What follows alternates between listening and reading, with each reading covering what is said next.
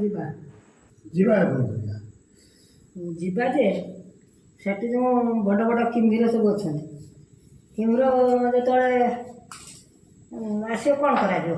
କିମ୍ଭୀର ଆସିଲେ ଆମର ତ କିଛି କରିବାର ନାହିଁ ଆଉ କର୍ତ୍ତବ୍ୟ ନୁହଁ ସେ ଭଗବାନ ଉପରେ ଭରସା ଯାହା କରିବେ ବର୍ତ୍ତମାନ କରିବେ ଆଉ କ'ଣ ନହେଲେ ଯିବାନି କ୍ୟାନସଲ୍ କରିଦେବା ଆଉ ଏଇ ଦେଖିବା କିମ୍ଭୀର କ'ଣ କିମ୍ଭୀର ପ୍ରଭାବ ବହୁତ ନା ସେଠି ଆମେ କ୍ୟାନସଲ୍ କରିଦେବା ଫେର ସମୟ ଦେଖିକି ଯିବା ଆଉ କ'ଣ ଅଛି ଘୁମିର ନା ଘରକୁ ପଳେଇଲେ ଯିବା ସେ ତାଙ୍କ ଘରକୁ ପଳେଇଲେ କିମ୍ଭୀର ଯିବା ଯିବା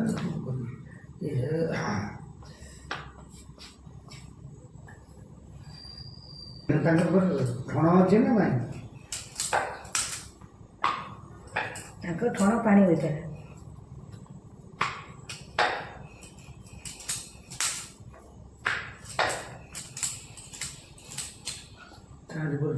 ପକଉଛୁ କ'ଣ ସେମିତି ଅଛି ନା ଆଉ ଏକ୍ସପ୍ରେସ୍ ଅଛି ନା ଆଉ ଖାଲି କରୁଛି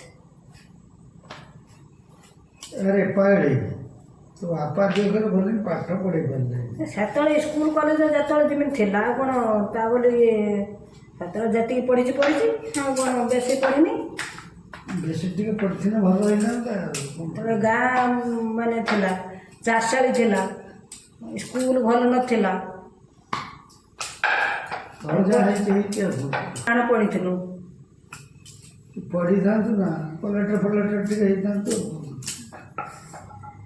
ଏ କଲେକ୍ଟର କ'ଣ ଗଛରେ ଖେଳୁଛନ୍ତି ନା କଲେକ୍ଟର ଆମରି ଭଳିଆ ଲୋକ କରୁଛନ୍ତି ନା ଆଉ କ'ଣ କଲେକ୍ଟର ପାଠ ଟିକେ ଅଧିକା ପଢ଼ିଛନ୍ତି ବୋଲିକି କଲେକ୍ଟର କାମ କରୁଛନ୍ତି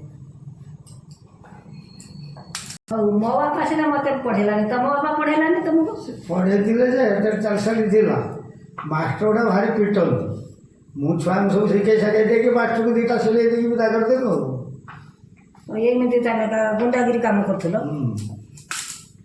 ସେଠୁ ପାଠ ପଢ଼ା ସରିଗଲା ତାଙ୍କୁ ଆମେ ଶାସନ କରିଦେଲୁ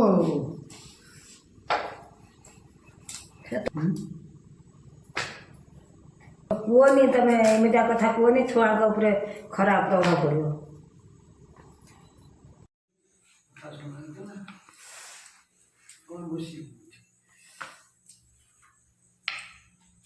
ଯାହା କଥା ହବ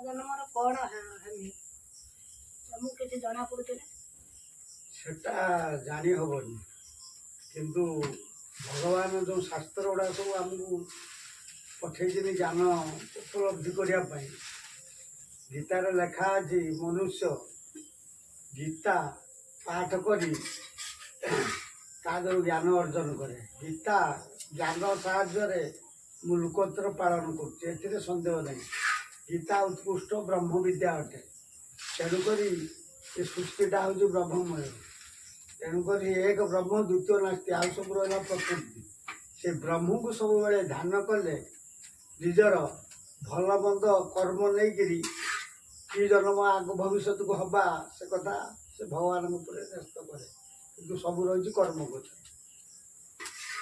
ତେଣୁକରି କହିଲେ ଭଗବାନ କର୍ମ ତୋର ନିଜ ଗୁରୁ ଉଦ୍ଧବ କେତେ ପଚାର ଉଦ୍ଧବକୁ କହିଥିଲେ ସବୁ ତ କର୍ମ କ୍ଷେତ୍ରରେ ରହିଛି ଆମେ କ'ଣ ଜାଣିପାରୁଛନ୍ତି ଏଇ କର୍ମ କଲେ ଭଲ ମଣିଷ ହବା ସେଇ କର୍ମ କଲେ ଖରାପ ହଁ ଭଲ ମନ୍ଦ ବିଚାର ଜ୍ଞାନ ଭଗବାନଙ୍କୁ ଦେଇଛି ଭଗବାନ ମଣିଷକୁ ଦେଇକି ପଠେଇଛି ମଣିଷକୁ ଦୁର୍ଲଭ ଜନ୍ମ ଦେଇଛି ଦୁର୍ଲଭ କର୍ମ କରିବା ପାଇଁ ପାପ ପୁଣ୍ୟର ବିଚାର ଭଲ ମନ୍ଦ କରିବା ପାଇଁ ମଣିଷକୁ ଦେଇଛି ଶ୍ରେଷ୍ଠ ହେଲା ମଣିଷ ଜୀବନ ତେଣୁକରିକି ମାନବ ସବୁ କିଛି କରିପାରିବ